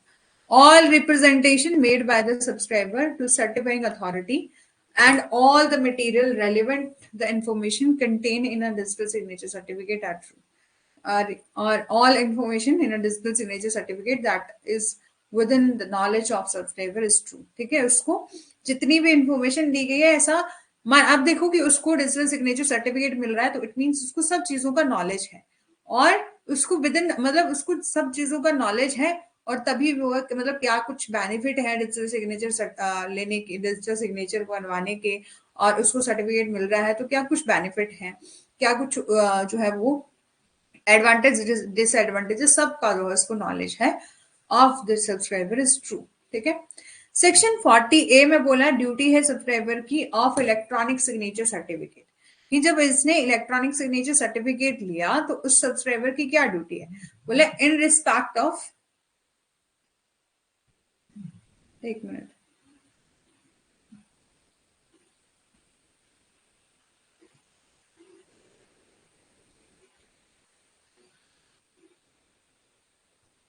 ठीक है। ड्यूटी क्या है सब्सक्राइबर की? ऑफ इलेक्ट्रॉनिक सिग्नेचर, तो in respect of electronic signature certificate the subscriber shall perform such duty as may be prescribe, ठीक है। यहाँ पर बोला जो भी ड्यूटीज होंगी उसको क्या करनी पड़ेगी? फुलफिल करनी पड़ेगी। जनरेटिंग की पेयर, की पेयर को जनरेट करना, any digital signature certificate the public key of which correspond to the public key that subscribers which is to be listed in this signature certificate has been adopted by the subscriber, and the subscriber shall generate that key pair by applying the security procedure, कि जहां किसी भी digital हस्ताक्षर प्रमाण का पत्र या जिसकी सार्वजनिक कुंजी उस ग्राहक की कुंजी से मेल खाती है तो उसे डिजिटल सिग्नेचर सर्टिफिकेट में सूचीबद्ध जो है वो किया जाना है और ग्राहक यानी कि सब्सक्राइबर को स्वीकार करना पड़ेगा और की जो है वो उसे जनरेट करनी पड़ेगी, ठीक है। अब पेनल्टी क्या है ये इंपॉर्टेंट है, ठीक है, यहां से इंपॉर्टेंट पेनल्टी क्या है अंडर इंफॉर्मेशन टेक्नोलॉजी एक्ट 2000, ठीक है। क्या कुछ पेनल्टी है तो यहाँ पर बोला कि अंडर आईटी एक्ट में जो है वो प्रोवाइड करी है पेनल्टी और compensation in the following cases. Penalty for damaging in a computer system, कि सबसे पहले बोला कि पेनल्टी किसको दी जाएगी? उसको जिसने कंप्यूटर को डैमेज किया, इन केस यदि कंप्यूटर डैमेज हो गया तो उसके लिए क्या कुछ पेनल्टी है? तो बोला if a person other than a owner use कर रहा है किसी दूसरे पर्सन के कंप्यूटर सिस्टम को और डैमेज कर रहा है तो उसको पे करना पड़ेगा डैमेजेस माने कंपनसेशन अंडर सेक्शन 43, ठीक है। और other reason for penalties are compensation, यहाँ पर बोला अदर रीजन क्या है? यदि वो डाउनलोड कर रहा है और कॉपीज कर रहा है आपकी इंफॉर्मेशन जो भी आपने फाइल वगैरह रखी है उनको वो क्या कर रहा है, कॉपी कर रहा है, डाउनलोड कर रहा है, स्टोर इन द सिस्टम। और इंट्रोड्यूस कर रहा है any virus to the computer system, disturb कर रहा है द सिस्टम को, डिनाई कर रहा है access to the owner of person authorise to use a computer, tamper or manipulate कर रहा है कंप्यूटर सिस्टम को, डिस्ट्रॉय कर रहा है, डिलीट कर रहा है, और make any alteration in the information store in the system. Steel the information store in, यानी कि जो भी आपने स्टोर करके इंफॉर्मेशन रखी है उसको जो है चुरा रहा है।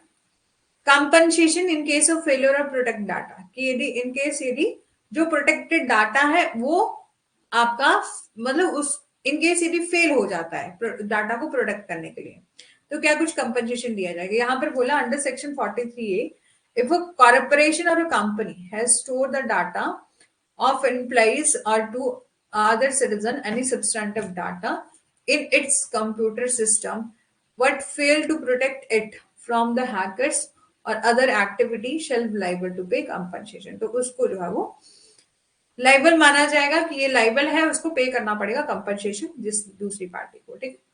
यानी कि कोई भी कंपनी या कोई भी कॉर्पोरेशन जिसने स्टोर करके रखा है डाटा एम्प्लॉइज का और अदर सिटीजन का, जो कि सब सेंसिटिव डाटा है, ठीक है, जो आपके कंप्यूटर सिस्टम से, और वो पर्सन जो कि मैनेजमेंट कर रहा है वो फेल हो जाता है, या कोई भी बॉडी कॉर्पोरेट या कंपनी जो है वो फेल हो जाती है प्रोटेक्ट करने के लिए उस डाटा को फ्रॉम द हैकर, ठीक है, तो ऐसी एक्टिविटी के लिए उसको लाइबल माना जाएगा कंपनसेशन पे करने के लिए। Failure to furnish the required information. If any person who is asked to furnish any information or a particular document to maintain the book of account fail to do so, and he is also be liable to pay penalty in case of report and document, the penalty range from the rupees 1 lakh to 50,000। ठीक है, यहाँ पर बोला कि 1 लाख से लेकर 50,000, यानी कि 50,000 से लेकर 1 लाख तक के रुपए जो है वो हो सकते हैं। यानी कि बोला यदि कोई भी व्यक्ति जिसे कोई जानकारी या विशेष दस्तावेज प्रस्तुत करने या वही खाता को बनाए रखने के लिए कहा जाता है, तो ऐसा करने में विफल वो रहता है तो जुर्माने के लिए वो उत्तरदायी होगा। रिपोर्ट और दस्तावेज के मामले में वो उस पर जुर्माना 1 लाख से लेकर 50,000 से लेकर 1 लाख तक जो है वो जुर्माना लगाया जा सकता है। फॉर बुक ऑफ अकाउंट और रिकॉर्ड ऑफ पेनल्टी इज 5,000, ठीक है, सेक्शन 44 में जो है वो दिया गया, ठीक है। रेजिड्यूरी पेनल्टी क्या है, तो बोला if any person contravenes any provision of this act no penalty और कंपनसेशन इज स्पेसिफाइड, ठीक है। यहाँ पर बोला इस अधिनियम के किसी भी प्रावधान का उल्लंघन यदि होता है तो कोई भी जुर्माना जो कि मुआवजा निर्दिष्ट नहीं है, ठीक है, यानी कि स्पेसिफाई नहीं किया है, और वो लाइबल है पे करने के लिए कंपनसेशन 25,000 रुपीज, ठीक है। Appellate tribunal to section 48, ठीक है, according to section 48 of this act telecom dispute settlement and appellate tribunal under section 14 of telecom regulation authority of India act 1997 shall act as a appellate tribunal under the information technology act 2000। this amendment was made under after the commencement of the finance act 2017, ठीक है। ये अधिनियम की section 48 के अनुसार भारतीय दूरसंचार विनियमित प्राधिकरण अधिकारी 1997 की धारा 14 के तहत दूरसंचार विवाद निपटान और अपील न्यायाधिकरण सूचना प्रौद्योगिकी अधिनियम 2000 के तहत जो है वो अपील न्यायाधिकरण के रूप में जो है वो कार्य करेगा। और 2017 में जो है वो कुछ एक अमेंडमेंट्स करी गई थी, ठीक है। बोला ऑल अपील, जितनी भी अपील है from the order of controller और adjudicating officer lie to the tribunal, यानी कि जितनी भी अपील है वो कंट्रोलर और जो कोई भी एडजुडिकेशन और एडजुडिकेटिंग ऑफिसर है उसके बाद किसके पास जाएंगी, ट्रिब्यूनल के पास जो जाएंगी। But if the order is decided with the consent of a party then there will be no appeal, ठीक है। यदि बोला है कोई भी, लेकिन अगर आदेश जो है वो पार्टी की सहमति से तय किया जाता है तो कोई भी अपील जो है वो नहीं होगी। ट्रिब्यूनल जल्द से जल्द अपील का निपटारा करेगा, लेकिन ऐसी अपील की तारीख से जो है वो 6 महीने से अधिक समय जो है वो नहीं दिया जाएगा, ठीक है। और the tribunal will dispose the appeal as soon as possible but in more than 6 months from the date of such appeal, ठीक है, सेक्शन 57 में बोला। According to section 62 of this act person if not specified within the order with the order or decision of the tribunal may appeal to high court with in 60 days, ठीक है। और यदि 60 according section 62 में बोला कि यदि कोई person जो है वो सेटिस्फाइड नहीं होता है उनके ऑर्डर से भी, ट्रिब्यूनल के ऑर्डर से भी सेटिस्फाइड नहीं हो रहा है, तो वो अपील कर सकता है हाई कोर्ट में विद इन 60 डे, ठीक है। पावर कहां पर दी है? According to section 58 of this act the tribunal is not bound to follow any provision. यहाँ पर बोला जो ट्रिब्यूनल है वो बाउंड नहीं है फॉलो करने के लिए एनी प्रोविजन जो कि कोड ऑफ सिविल प्रोसीजर 1908 में जो है वो दिया गया। Must give decision on the basis of natural justice, यानी कि जो प्रिंसिपल ऑफ नेचुरल जस्टिस के नियम है वो उनको फॉलो करने पड़ेंगे जब भी क्या किया जाएगा, मैटर डिसाइड किया जाएगा। However it has the same power, कुछ सेम पावर्स दी गई जो कि सिविल कोर्ट के पास होती है, वैसी ही कुछ पावर जो है वो इनके पास भी है, ठीक है। और ट्रिब्यूनल के पास भी है, बल्कि ट्रिब्यूनल जो है वो बाउंड नहीं है कि उसको कोड ऑफ सिविल प्रोसीजर 1908 के प्रोविजन जो है वो फॉलो करने ही पड़ेंगे। तो कौन सी पावर है जो कि सिविल कोड के समान दी गई है? तो सबसे पहले समन एनी पर्सन और प्रोड्यूस प्रोक्यूर्ड एज अटेंडेंस, की समन भेजना, ठीक है, समन भेजा जाता है ना, और उसके बाद पार्टीज को बुलाया जाता है, उनकी अटेंडेंस ली जा रही है, यानी कि उनको बताया जाता है कि आपके खिलाफ ये पर्टिकुलर केस चला है और उनको कोर्ट में बुलाया जाता है। एग्जामिन करना किसी भी पर्सन को ऑन ऑथ, ठीक है, दस्तावेजों को खोजने या प्रस्तुत करने के लिए कहें, ठीक है। और आस्क टू डिस्कवर और प्रोक्यूर डॉक्यूमेंट, ठीक है, डिस्कवर और प्रोक्यूर डॉक्यूमेंट के लिए जो है वो कहना। रिसीव करना एविडेंस ऑन एफिडेविट, ठीक है, एफिडेविट गवाहों की जो है वो जांच करना। Examination of witness, review decision और डिसमिसल ऑफ एनी एप्लीकेशन। ये ऑफेंसेस हैं, इनकी लिस्ट है, ये याद रखने योग्य हैं और याद करना इनको, ठीक है। फाइन भी याद करना है और कौन से सेक्शन में क्या कुछ दिया है वो भी याद करना है, ठीक है। तो ऑफेंसेस एंड देयर पनिशमेंट दी है अंडर इंफॉर्मेशन टेक्नोलॉजी एक्ट 2000 में, ठीक है। और ऑफेंसेस कौन से हैं? Tampering with the document store in the computer system, ठीक है, कि ऐसे डॉक्यूमेंट जो कि स्टोर है कंप्यूटर सिस्टम में, ठीक है, ये आपका सेक्शन 65 में जो है वो दिया गया। तो इसके लिए कितनी इम्प्रिजनमेंट मिलेगी? 3 year plus 2 lakh rupees fine, ठीक है, 3 ईयर की imprisonment plus 2 lakh rupees fine. Offences जो कि रिलेटेड है कंप्यूटर से और any act mention in section 43, ठीक है, ये सेक्शन 66 में जो है वो दिया गया। इम्प्रिजनमेंट कितनी होगी? तो 3 ईयर होगी प्लस फाइन, ठीक है, फाइन विच में एक्सटेंड टू 5 लाख और बोथ, ठीक है। और यदि आप रिसीव करते हो, ठीक है, स्टोलन कंप्यूटर रिसोर्सेज को और deceive honestly dishonestly, section 66 B में जो है दिया गया। इम्प्रिजनमेंट कितनी मिलेगी? 3 साल की मिलेगी, 1 लाख रुपीज तक फाइन होगा।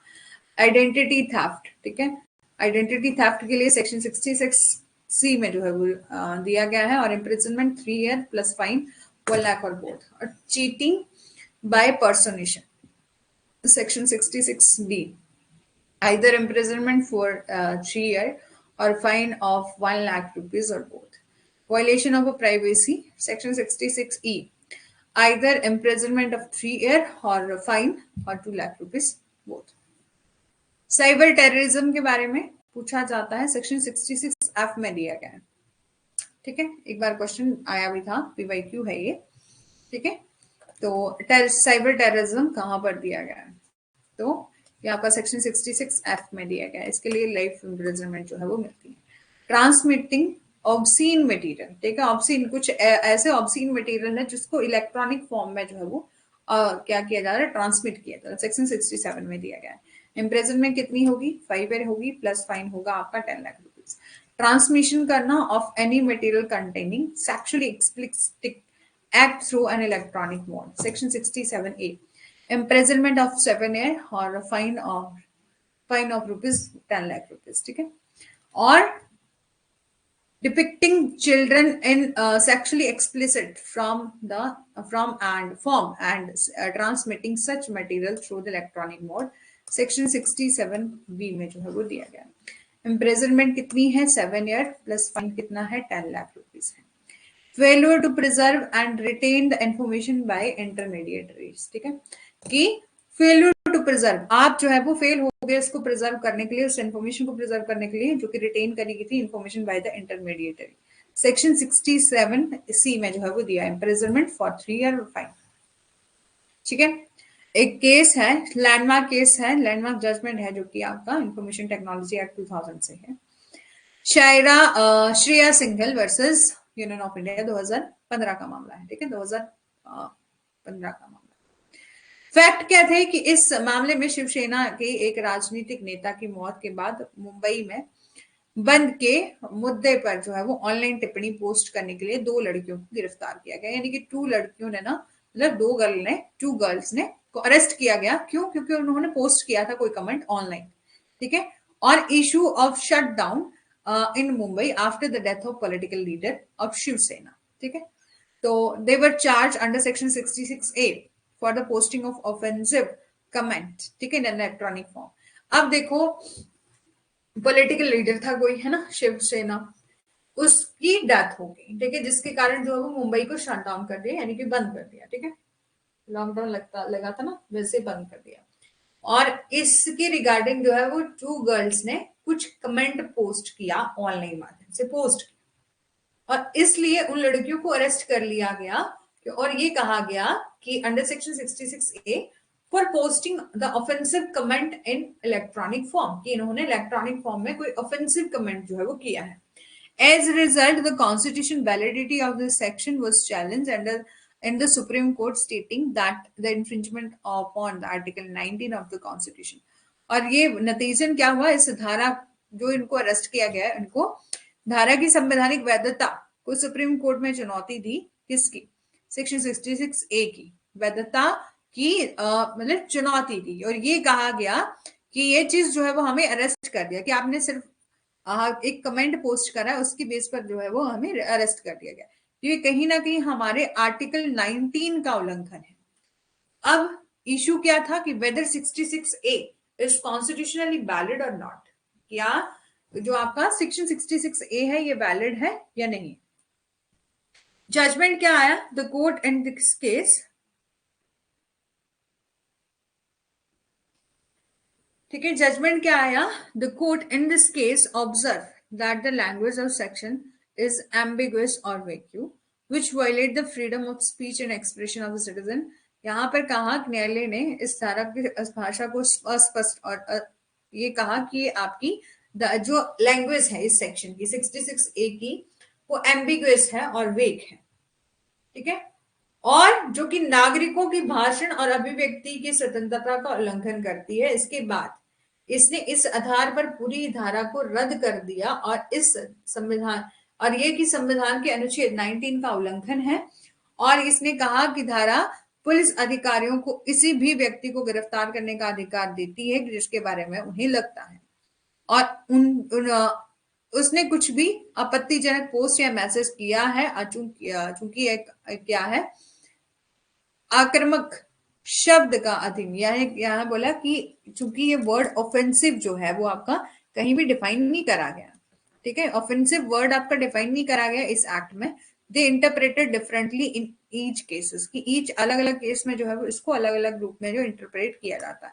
Amount to abuse of power by the police and threat to peace and harmony, इसलिए जो है वो उन्होंने प्रत्येक मामलों में अपनी इसकी अलग अलग व्याख्या की है, और पुलिस द्वारा सत्ता का दुरुपयोग या शांति को संभावना के लिए खतरा था।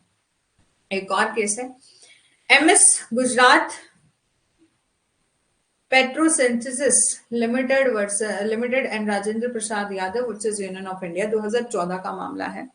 इस केस में क्या हुआ था? In this case the petitioner demanded the appointment of chairperson to a cyber appellate tribunal, and so the cases can be disposed of quickly and someone can keep a check on her working of this, ठीक है, यहाँ पर बोला cyber appellate tribunal, कि इस मामले में याचिकाकर्ता ने साइबर अपील न्यायाधिकरण के अध्यक्ष की नियुक्ति की मांग करी थी, यानी कि याचिकाकर्ता ने कहा कि मेरे को चेयरपर्सन अपॉइंट करो, ठीक है, किसका? साइबर अपीलेट ट्रिब्यूनल का, ठीक है, और ताकि मामले जो है वो जल्दी से जो है निपटाए जा सके, और कोई भी कैट यानी कि साइबर अपीलेट ट्रिब्यूनल के कामकाज पर नजर जो है वो रख सके, ठीक है। The respondent submitted the chairperson would be appointed soon, और रिस्पोंडेंट ने सबमिट किया, यानी कि रिस्पोंडेंट ने कहा कि आपको चेयरपर्सन जल्द ही जो है वो नियुक्त किया जाएगा।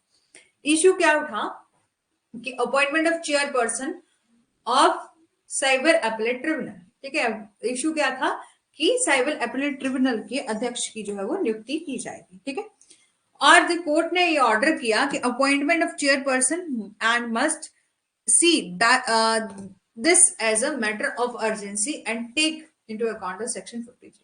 न्यायालय ने अध्यक्ष की नियुक्ति का आदेश दिया और ये कहा कि जल्द अर्जेंसी के मामले में के रूप को देखने के लिए अधिनियम की सेक्शन 53 को ध्यान में रखना चाहिए। ठीक है, और इसी के साथ आपका आईटी एक्ट कंप्लीट हो गया है।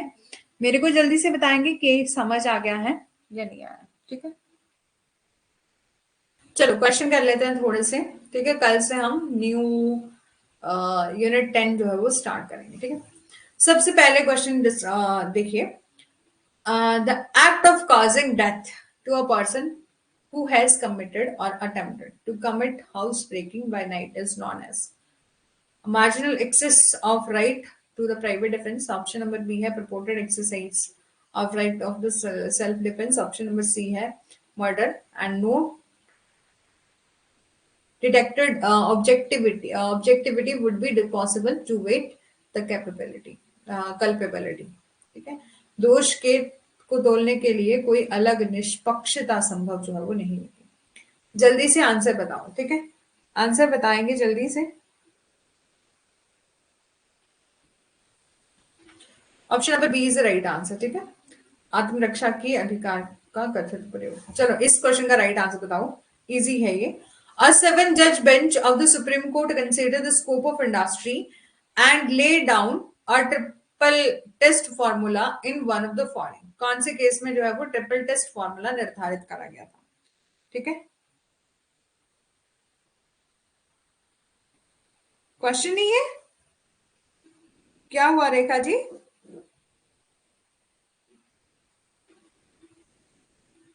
चलो इस क्वेश्चन का राइट आंसर बताओ, सेकंड का। ठीक है, चलो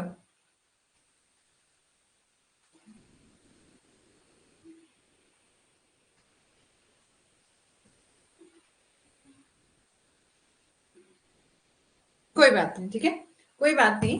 ठीक है, चलो नेक्स्ट क्वेश्चन का राइट आंसर बताओ।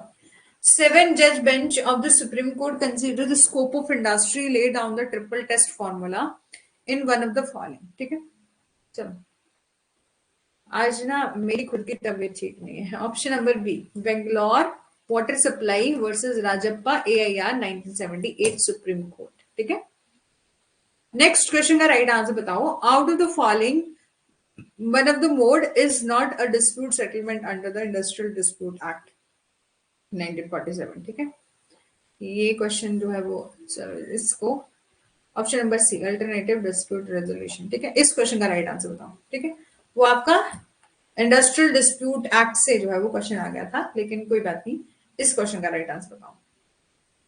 ठीक है, the qualification of a person who can not be appointed as a presiding officer of labour court. सारे के सारे question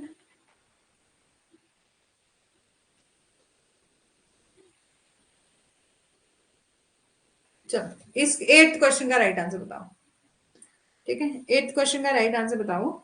Untouchability is abolished and its practice in any form is forbidden is a sense in which of the following article of the Indian Constitution. ठीक है, question पहले question लिखना है, question number 8 ABCD इस तरह से आंसर देना। ठीक, कौन सा क्वेश्चन है, कौन सा आंसर है? Option number D is the right answer. Untouchability इसको एबलिश किया गया है and it's practice in the form is forbidden in essence of which of the following article of the constitution, article number 17। Next question का right answer बताएं। ठीक है, चलो जल्दी जल्दी से आंसर बताओ, कॉन्स्टिट्यूशन के क्वेश्चन है ये। Which of the following article of the Constitution provide the protection of certain right regarding the freedom of speech to Indian citizen?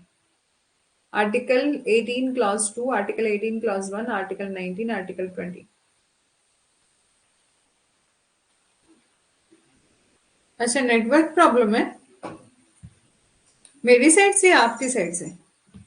Option number C is right answer. ठीक है, article 19 protect the certain right regarding the freedom of speech. ठीक है, चलो next question का right answer बताओ। Fundamental right under article 19 of Indian constitution are conferred on all citizen, all person living within the territory, and option number C है foreigners also, and option number D all of them. Right answer है इसका option number ए Indian citizen. ठीक है, next question का right answer बताएंगे। Right answer है इसका option number ए Indian citizen. ठीक है, अच्छा आपकी साइड, ओके आपकी साइड है। Option number D is the right answer. ठीक है, फर्स्ट सेकंड और थर्ड। चलो इस क्वेश्चन का राइट आंसर बताओ। Which one of the following regarding the freedom of the press is और are found to be correct. Option number A है statement first है the freedom can not be claimed by the newspaper और other publication run by the non-citizen. The second statement है the freedom of press under our constitution is not higher than the freedom of an ordinary citizen is subject to the same limitation as are imposed under Article 19 Clause 2 of Indian Constitution to those limitation only. Right answer है इसका option number ए। ठीक है, दोनों गलत, दोनों सही है। ठीक है, चलो नेक्स्ट क्वेश्चन का राइट आंसर बताएंगे। Which of the following amendment act empower the court to adjudicate the reasonableness of restriction imposed even the right guaranteed by the article 19 class 1 of A of the constitution. Option number A है first amendment act, option number B है second amendment act, option number C है आपका third amendment act, option number fourth है आपका fourth amendment act. Rekha ji आपका भी answer नहीं आ रहा है।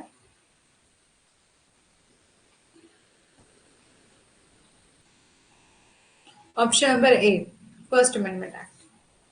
छत्तीसगढ़ के डिस्ट्रिक्ट में नेटवर्क की प्रॉब्लम होती है। अच्छा कोई बात नहीं, ठीक है, कोई बात नहीं। यदि नेटवर्क इशू है तो आप देख लें, यदि आप कनेक्ट कर पा रहे हैं तो ठीक है, अदरवाइज ठीक है, चलो कोई बात नहीं। ठीक है, article 19 of Indian constitution guaranteed the freedom of citizen to meet each other in any number provided the assembly.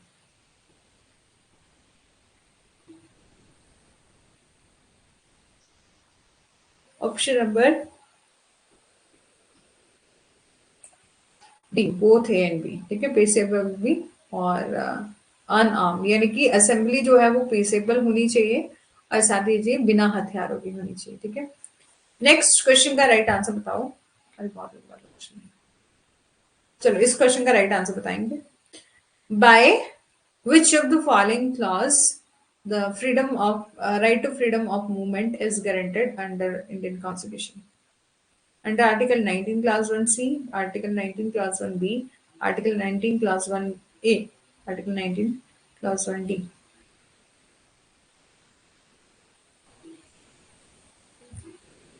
Option number D is the right answer. ठीक है, आर्टिकल 19 क्लास 1 डी। चलो नेक्स्ट क्वेश्चन का right answer बताएंगे। Which of the following statement regarding the freedom of residence is or are found to be correct? Since the right under Article 19 of the Indian Constitution are available only to a citizen, of a person cannot complain of an infringement of right under subclause 1 if the citizen has terminated by the law or made by the parliament under Article 11. Option second statement है it it is not available to the foreigner. ठीक है, option number A है आपका neither A और not B, option number B है A और first and second, option number C है only first and only second. Option number B is the right answer. ठीक है, चलो नेक्स्ट क्वेश्चन का राइट आंसर बताएंगे।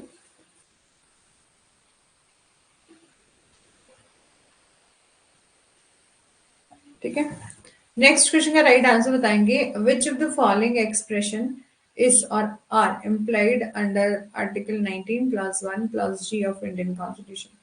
Profession, occupation, trade and business या all of them.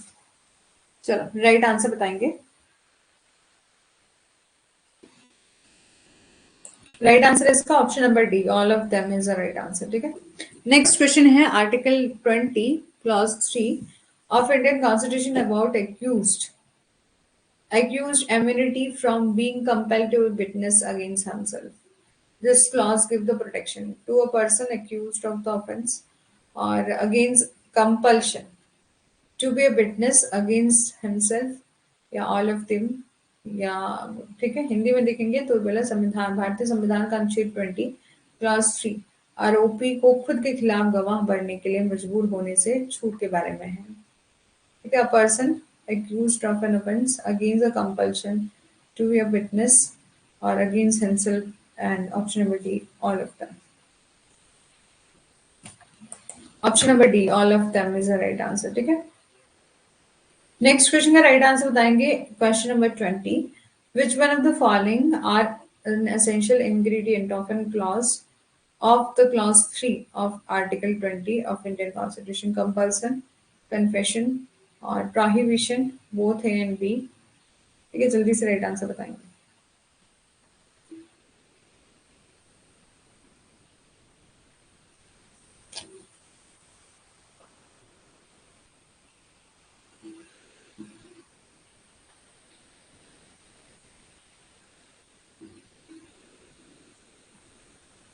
Which of the following are essential ingredient of clause 3 of article 20 of Indian constitution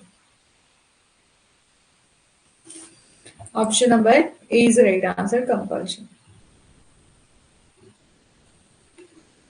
next question का right answer बताएंगे the protection of article 21 extend to which of the following citizen all person foreigner या person under imprisonment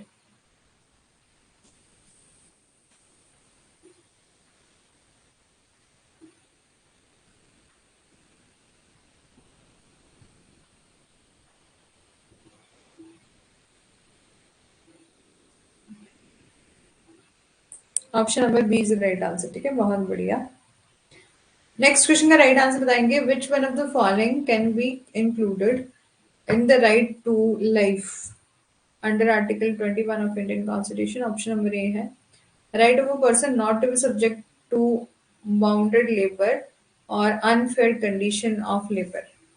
Yeah. Our second statement has right to be bounded laborer to rehabilitation after release. And the third statement has right to be decent environment and reasonable accommodation. Option number C is the right answer. Right to be produced before the nearest magistrate. चलो right to make up representation against an order of detention is the most cherished and valuable right confer upon the detainer under article ठीक है under article बताना of Indian Constitution if there has been infraction of such right of detainee is entitled to be released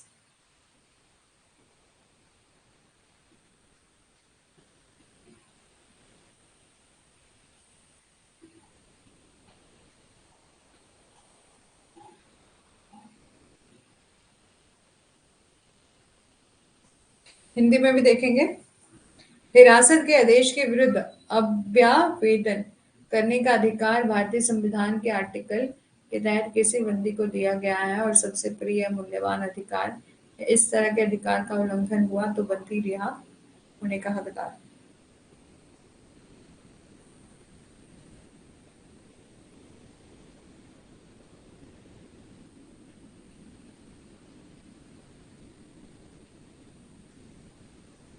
option number D is right answer next question का right answer बताएंगे prohibition of traffic in human being and force labour come under which of the following fundamental right option number A है right to freedom option number B है right against exploitation option number C है right to education and culture and right to constitution remedy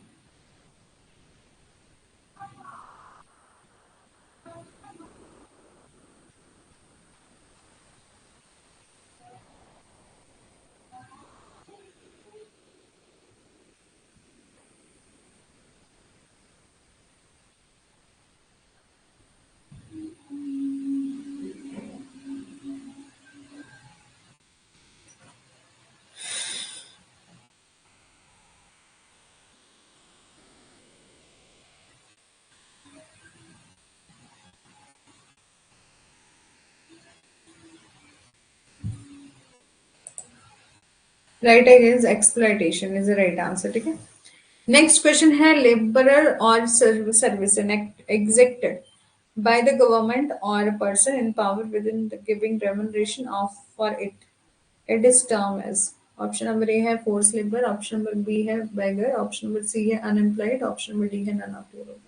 सरकार या सत्ता में बैठे किसी व्यक्ति द्वारा पारिश्रमिक दिए बिना किए गए श्रम या सेवा को कहा जाता है क्या? 31 क्वेश्चन का राइट आंसर बताएंगे। रेखा जी का आंसर नहीं आया बड़ी देर से।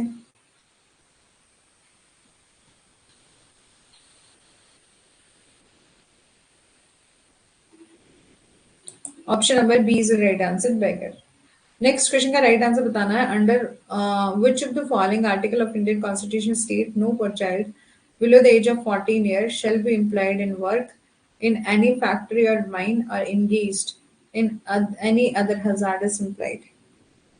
ऑप्शन नंबर ए है आर्टिकल 22, ऑप्शन नंबर बी है article 22 class C, class 2 article 23, article 24।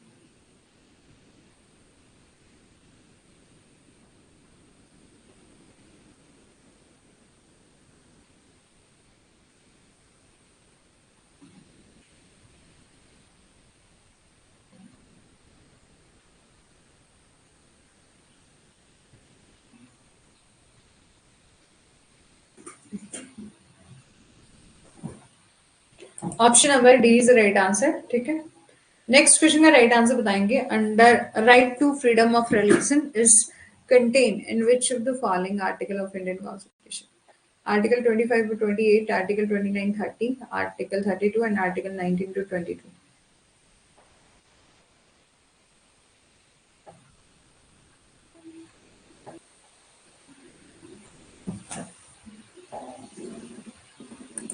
Option number A article 25 to 28, right to freedom of religion. Next question का राइट आंसर बताएंगे। The meeting of state legislative council are presided by deputy speaker, speaker, chairman और governor.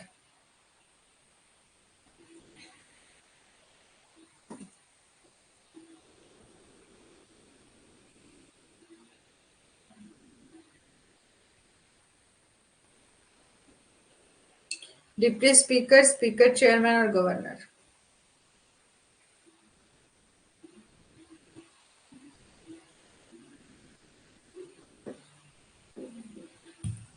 Option number C chairman is the right answer.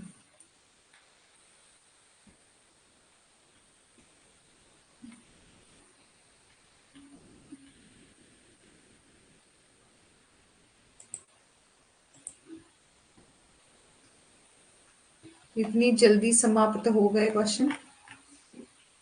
हाँ, इतनी जल्दी समाप्त हो गए? मैंने सोचा मैं काफी ज्यादा है। चलो, thank you so much. I hope कि आपको सेशन अच्छा लगा होगा। और आज मेरी खुद की तबीयत थोड़ी ठीक नहीं है और इस वजह से कुछ एनर्जी फील नहीं हुआ ना मुझे। आप पता नहीं आपको हुआ या नहीं हुआ, but thank you so much. और बाकी चैत्र नवरात्रि की आपको हार्दिक शुभकामनाएं और माता रानी जी की कृपा सब पर बनी रहे। सबको बहुत बहुत बधाई हो और थैंक यू सो मच।